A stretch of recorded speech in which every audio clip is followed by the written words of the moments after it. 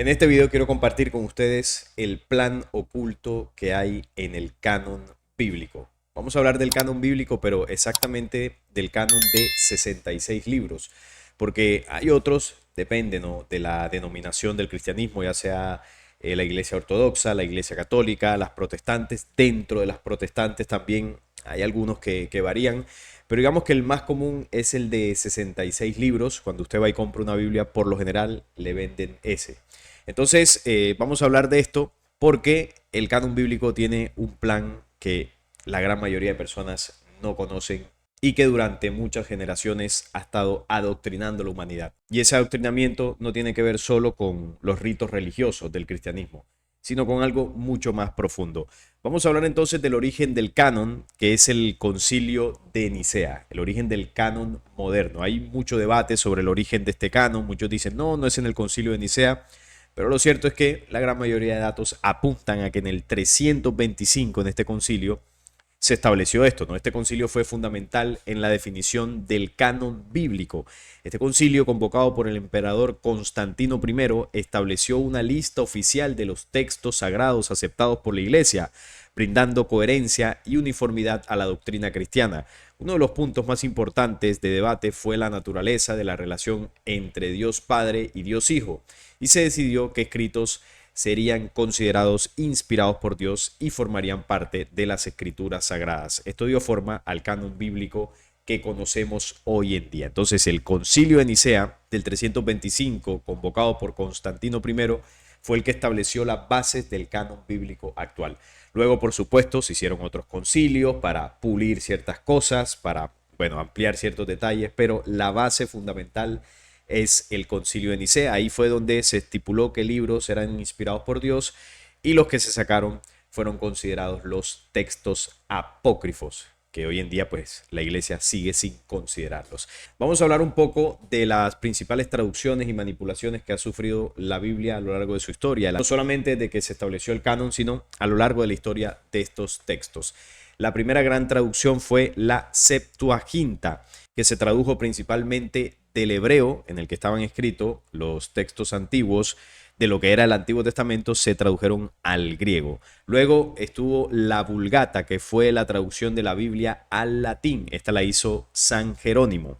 La primera, la Septuaginta, la hizo Ptolomeo por allá en Egipto, también un hombre con muchísimo poder. Estas traducciones siempre la hicieron personajes con mucho poder e influencia a nivel religioso y político. También la Biblia de Lutero, que fue traducida al alemán, del latín al alemán. La Biblia del rey Jacobo, que fue la traducción al inglés, rey Jacobo I de Inglaterra. Y bueno, otras traducciones que se hicieron ya pues más adelante al español y a otros idiomas. Han habido varios cortes, como por ejemplo el canon hebreo Tanakh, de solo 39 libros, el canon católico, que consta de unos 73 libros. Está el otro canon, que es el que estamos hablando principalmente, que es el de 66 libros. Hay otro con 81 libros. Esto es el canon ortodoxo. Y a partir de ahí se han hecho varios sesgos y manipulaciones a estos documentos. Por ejemplo, hay algunos versículos de distintos capítulos del Antiguo Testamento que se han acortado, que se han alargado, que le han agregado citas, le han agregado términos.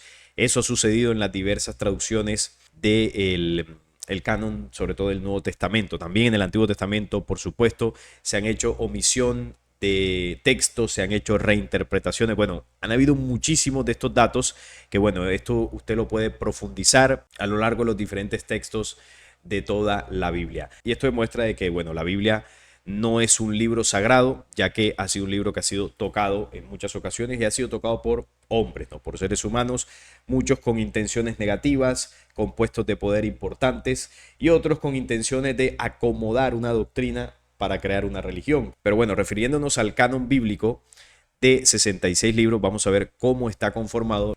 Vamos a hablar de la estructura. Bueno, el Antiguo Testamento principalmente fue escrito en hebreo y en arameo, y el Nuevo Testamento fue escrito en griego. El canon más reconocido, que es el de 39 libros del Antiguo Testamento y 27 libros del Nuevo Testamento, para conformar los 66 libros. Hay muchísimos libros apócrifos que fueron apartados. ¿Y cómo está organizada esta estructura bíblica? Bueno, para entenderlo mejor, vamos a ver esta imagen.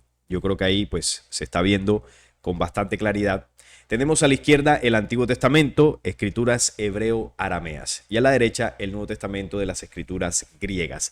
Aquí estamos viendo en los recuadros de colores cómo fue estructurado, cómo fue organizado el canon bíblico. Vamos a centrarnos primero en el Antiguo Testamento. El Antiguo Testamento está conformado primero por el Pentateuco, los 5 primeros libros: Génesis, Éxodo, Levítico, Números y Deuteronomio. Son 5 textos, tengamos en cuenta ese número, 5. Luego vienen 12 libros históricos, tengamos en cuenta ese número 12, que son Josué, Jueces, Ruth, primero de Samuel, el segundo libro de Samuel, los 2 libros de Reyes, los 2 libros de Crónicas, Esdras, Nehemías y Esther, para un número total de 12. Ahí usted lo puede contar sin ningún problema. Y luego vienen 5 más, 5 libros poéticos, que son Job, Salmos, Proverbios, Eclesiastes y Cantar de los Cantares. Y esta sería como la primera parte de la estructura bíblica en el Antiguo Testamento.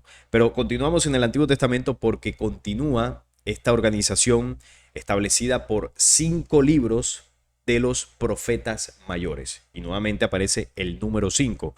Está Isaías, Jeremías, Lamentaciones, que también es de Jeremías, Ezequiel y Daniel. Estos son los 5 libros proféticos adjudicados a los profetas, 4 profetas mayores. Y luego vienen 12 libros, nuevamente aparece el 12, 12 profetas menores: Oseas, Joel, Amos, Abdías, Jonás, Miqueas, Nahum, Habacuc, Sofonías, Ageo, Zacarías y Malaquías. Esos son los 12 libros. Y así está establecida la estructura del Antiguo Testamento. Entonces tengamos en cuenta que hay 5 libros del Pentateuco, hay 12 libros históricos del pueblo hebreo, luego hay 5 libros más de estos de libros de sabiduría, como se les llama, luego hay 5 libros de profetas mayores y 12 libros de profetas menores. Se repite el patrón, ¿no?, de 5 y 12 en el Antiguo Testamento, y ahora vamos a ver esto qué significa, porque tiene que ver con ese plan oculto, ¿no?, que les mencioné al principio.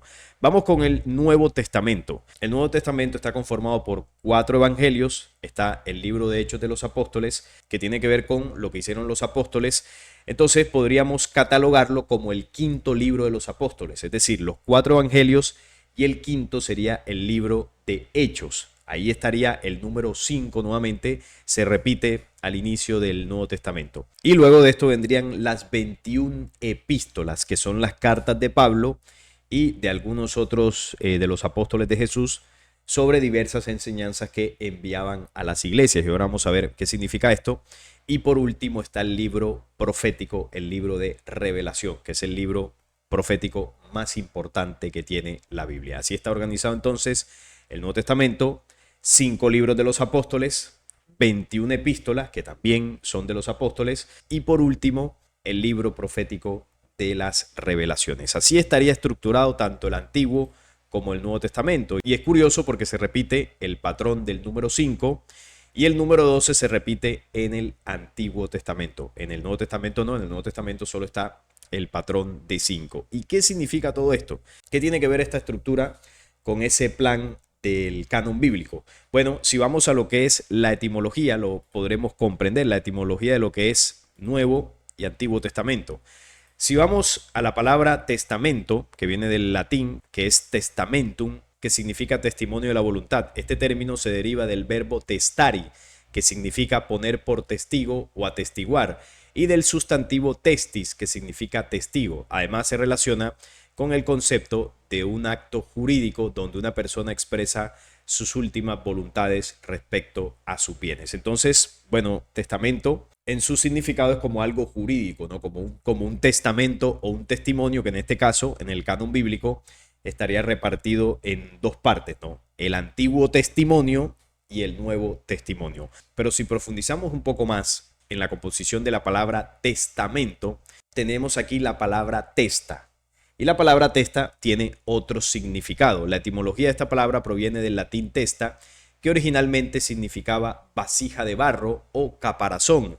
Con el tiempo se asoció con el cráneo humano debido a la similitud de forma entre una vasija y la cabeza humana, ¿no? Esta conexión se fortaleció y hoy en día testa se refiere a la cabeza de los seres humanos y animales, así como a la parte superior y posterior de la cabeza. Entonces, testa significa cabeza, ¿no? En una de sus traducciones, y esto está asociado también a la palabra testamento. O sea que dentro de la palabra testamento está implícita también la palabra cabeza. Y dentro de esa palabra también testamento parecería que estuviera el término mente, ¿no? Testamento, aunque suena similar, pero no tendría nada que ver el término mento con mente, pero testa sí tiene que ver con cabeza. Ahí puede haber una composición para referirse al pensamiento humano. Pero bueno, ¿qué tiene que ver la estructura bíblica con la cabeza, con la mente, con el pensamiento humano? Pues tiene que ver absolutamente todo, porque resulta que el pensamiento humano se estructura a través de los 5 sentidos. Son 5 los sentidos con los que nosotros grabamos todo nuestro entorno. Y a través de los 5 sentidos guardamos las memorias que se acumulan en nuestra mente, y esas memorias son la materia prima para crear pensamientos. Entonces todo se guarda en la cabeza de testa y a través de ahí creamos pensamientos. Entonces vamos nuevamente aquí a la estructura bíblica, y en el Antiguo Testamento los 5 primeros libros son 5. Y eso no es casualidad. Estos 5 libros están enfocados a contaminar los 5 sentidos del ser humano. Cuando usted estudia los 5 primeros libros, ahí lo que usted ve son las leyes de Yahvé, del falso Dios. La venganza, la ira, el sacrificio, el odio, la avaricia, los celos. Todos esos antivalores, usted cuando estudia estos libros, comienzan a nutrir su pensamiento, su mente de todas esas memorias. Y a partir de ahí usted crea un modelo de pensamiento influenciado por las enseñanzas de la Torá, del Pentateuco. Luego de esto vienen los 12 libros históricos, que ya es el accionar del pueblo de Israel de todo lo que aprendió de sus leyes, ¿no? Es decir, lo que ellos ejecutan derivado de las leyes de la Torá. Los 12 libros históricos representan la acción. Y la acción, en este caso, tiene el código del número 12.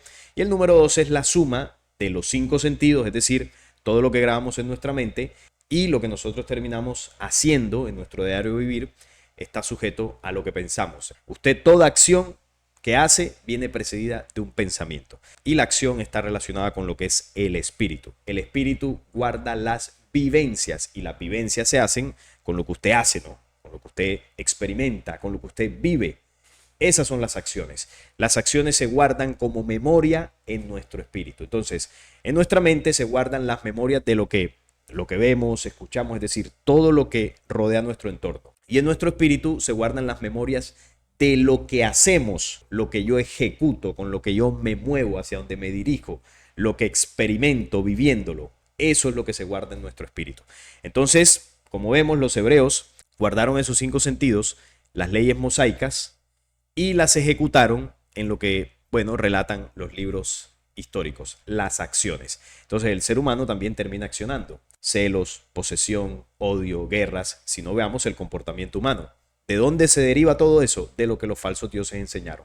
Entonces está la memoria en nuestros 5 sentidos que vamos grabando de esas enseñanzas, y luego la humanidad lo ejecuta. 5 sentidos, 7 chakras. ¿Cuánto suma eso? 12.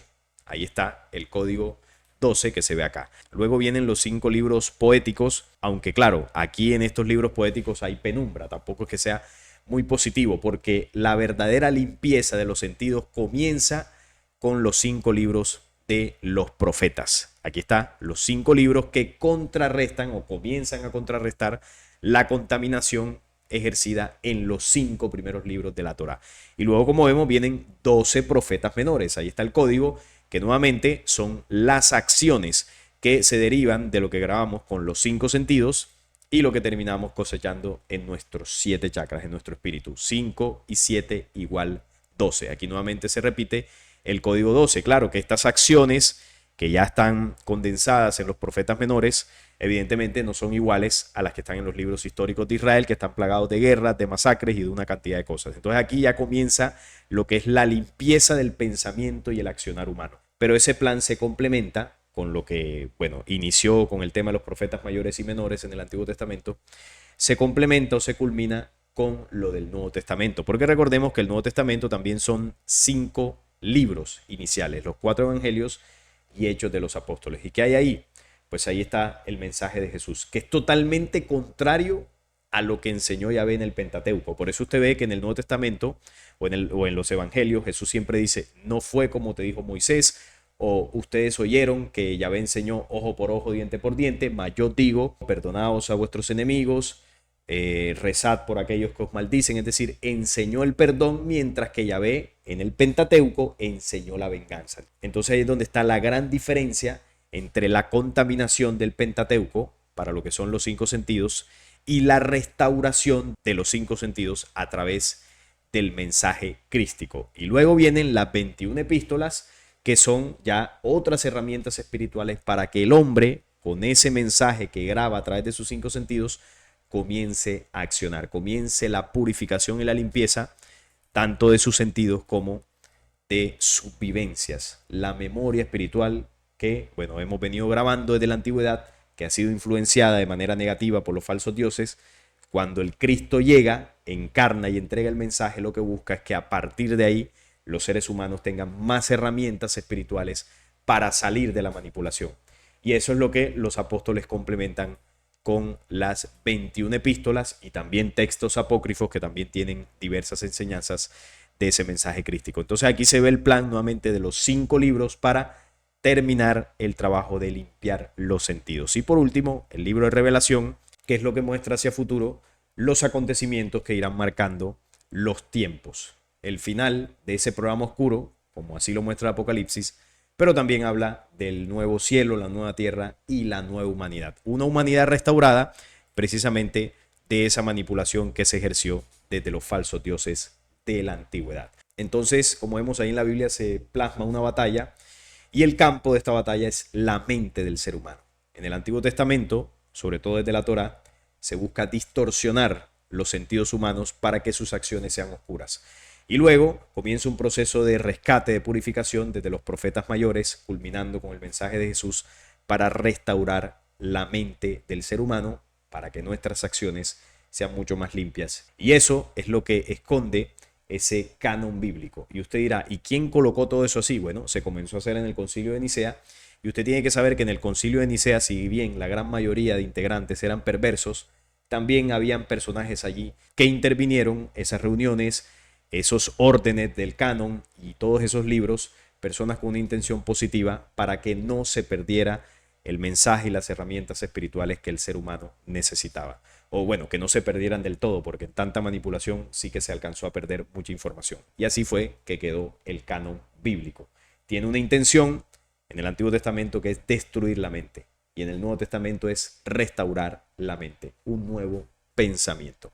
Así que esto era lo que quería compartirles de ese plan oculto en el canon bíblico. Pueden compartirme ahí en comentarios si ya lo sabían, lo habían visto así, o si de pronto tienen alguna otra opinión sobre este tema. Por esta ocasión no es más. Si les gustó este video, les agradezco un like, la suscripción al canal y compartirlo para que llegue a más personas. Hasta la próxima.